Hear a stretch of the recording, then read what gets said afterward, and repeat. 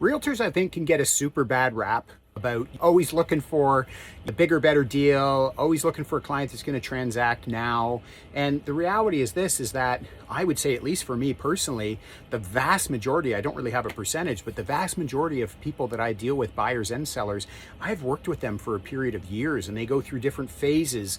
And as they experience different markets and maybe they get more used to what's going on in that market, their head around it, and then they'll take a pause, and then they'll come back, and then they'll take a pause. And I've had clients take 2 and 3 years to find a house. And so with George and Janet, it was actually the case where it was a number of years later, I want to say it was 2 or 3 years later, where I actually transacted with them, and I had showed them homes. They were right sizing. They were coming out of their home where they raised their children, and their children were now moved out with their own kids, and they were looking for that forever home.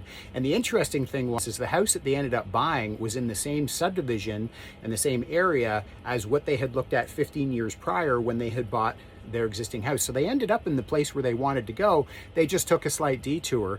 But at the end of the day, it was about me following up and providing value to them over a course of a couple of years for them to choose me to help them with this process. And so I can definitely say with my clients, follow-up is key, because most of them take a bit of a long time to transact. And if you are an agent that just calls them 1 or 2 times or doesn't provide any value, here's what's going on in the market, here's a couple sold in your subdivision, yeah, you're just going to lose out with a client like that. So in the text, you're going to see what they had to say about our time working together.